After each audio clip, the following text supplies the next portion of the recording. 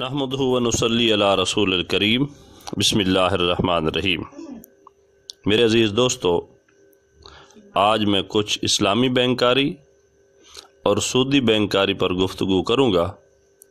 अल्लाह पाक से दुआ है कि अल्लाह पाक हक़ और सच कहने की तौफ़ीक़ अता फ़रमाए और मेरी इस गुफ्तगू को अल्लाह पाक मुसलमानों के लिए नाफ़े बनाए। हम सब मुसलमान हैं और मुसलमान के तमाम आमाल की कबूलियत लुक़मा हलाल पर मौक़ूफ़ है। इसलिए हमें इस्लाम की इमारत तामीर करने के लिए पहली ईंट माल हलाल की रखनी होगी, वरना हराम माल की कमज़ोर बुनियादें ईमानी महल को हमेशा लर्ज़ाती और डगमाती रहेंगी।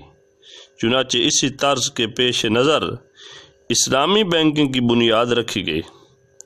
इस्लामी बैंकारी की इब्तदा 1960 की दिहाई में दुबई इस्लामी बैंक से हुई थी और अवाम में इसे इतनी पज़ीराई मिली कि आज भी इस निज़ाम पर मबनी नए बैंक वजूद में आ रहे हैं।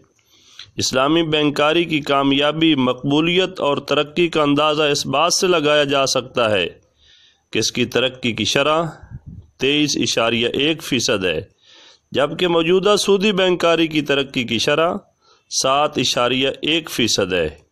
इस्लामी बैंक और इस्लामी तमवीली इदारों की मजमूई तादाद 300 से भी ज़ायद है और इनके असासे 1.2 ट्रिलियन डॉलर से भी ज़ायद हैं।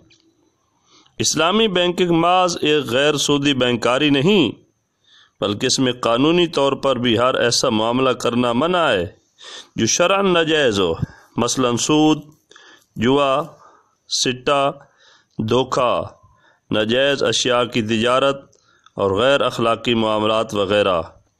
और इन सब में सूदी मामलात सबसे अहम है, क्योंकि इस्लामी बैंकों और गैर इस्लामी बैंकों में फ़र्क ही सूदी लेन देन का है, जो कि हराम, नाजायज़ और अल्लाह ताला के साथ जंग के मुतरादिफ है। इस्लामी बैंकारी भी दीगर रिवायती बैंकारी की तरह ही होती है। फ़र्क सिर्फ इतना है कि इस्लामी बैंकारी में तमाम मुआमलात, कारोबार, लेन देन और नफ़ा नुकसान मुस्तनद उलमा की ज़ेर निगरानी और शरइयत के ऐन मुताबिक तय किया जाता है। इस्लामी बैंकिंग का शरिया बोर्ड इतना मजबूत और बाइख्तियार होता है कि इनका कोई फ़ैसला बैंक का बड़े से बड़ा डायरेक्टर भी रद्द नहीं कर सकता, जबकि शरिया बोर्ड ऑफ डायरेक्टर्स का कोई भी फ़ैसला जो शरीयत के ख़िलाफ़ हो रद्द कर सकता है। ये इख्तियार कानूनी तौर पर शरिया बोर्ड को हासिल है।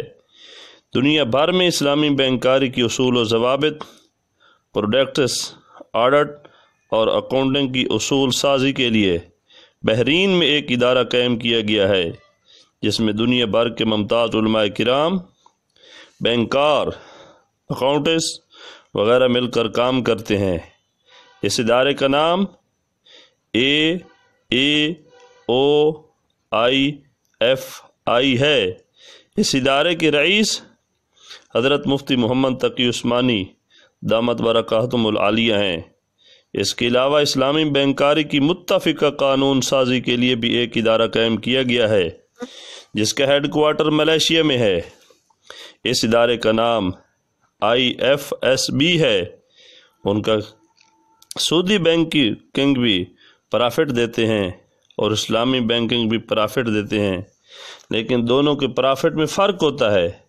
सूदी बैंक का प्रॉफिट फ़िक्स होता है, मसलन 3% या 5% वग़ैरह, जबकि इस्लामी बैंक का प्रॉफिट फ़िक्स नहीं होता, बल्कि इस्लामी बैंक कस्टमर के पैसे को इस्लामी तरीके से कारोबार में इन्वेस्ट करता है। इससे नफ़ा या नुकसान कमाता है। नफ़ा हो या नुकसान, कस्टमर दोनों में बैंक का शरीक होता है। ज़्यादा नफ़ा हो तो इसे ज़्यादा नफ़ा मिलता है और कम हो तो कम मिलता है। इसी तरह नुकसान में भी होता है। इसके बरअक्स गैर इस्लामी बैंकिंग कस्टमर का पैसा सिरे से किसी कारोबार में लगाते ही नहीं, बल्कि सीधा किसी को सूद पर कर्ज दे देते हैं और इस सूद से अपने क्लाइंट को फिक्स्ड नफ़ा देते हैं। ये नफ़ा हराम और नाजायज़ होने के साथ साथ मुआशरे के लिए इंतहाई नुकसानदेह और बोझ साबित होता है। کیونکہ بینک سے پیسہ قرض لینے والا اسے جس کاروبار میں بھی لگائے گا وہ اپنی پروڈکٹ کے نفع میں اس سود کو بھی شامل کرے گا جو اس نے بینک سے لیے گئے قرض کے ساتھ واپس کرنا ہے۔ یوں وہ چیز گاہک کو مہنگی خریدنی پڑے گی اور معاشرے میں مہنگائی پھیلے گی۔ گزشتہ سالوں میں سودی بینکوں پر جو زوال اور خسارہ آیا وہ اس لیے آیا کہ ان کا سارا کام ہوائی اور ساری تجارت خیالی تھی، جس کی وجہ سے شیخ چلی کی مانند ان کے سارے پلان فیل ہوئے اور ہوائی محلات زمین بوس ہوئے، جبکہ اسلامی بینک حقیقتاً کاروبار کرتے تھے اور اس کی بنیاد پر نفع نقصان میں شریک ہوتے تھے، سو وہ اس عظیم نقصان سے بچ گئے۔ آخر میں انہوں نے ایک انتہائی اہم نقطے کی بات بتائی جو ہر اس شخص کے لیے قابل عمل ہے جو سودی بینکاری کو ختم کرنے کی خواہش رکھتا ہے اور سود کی نحوست سے ملک و قوم کو نجات دلانا چاہتا ہے۔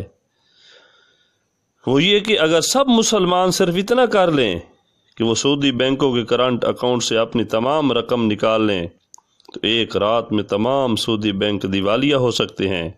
سودی بینکوں کا سب سے بڑا سہارا کرنٹ اکاؤنٹ ہوتے ہیں جو ہینگ لگے نہ پھٹکڑی، رنگ بھی چوکھا آئے کہ مصداق بغیر کسی نقصان کے انہیں مفت کا سودی منافع دیتے رہتے ہیں۔ سودی سیمک اکاؤنٹ ہولڈرز اپنی رقم پر ان سے بصورت سود کچھ نہ کچھ منافع لیتے رہتے ہیں، لیکن کرنٹ اکاؤنٹ ہولڈرز تو سارا کا سارا منافع بینک کی جولی میں ڈال کر انہیں تازہ خون فراہم کرتے ہیں جو بینک کا سب سے بڑا سہارا بنتا ہے۔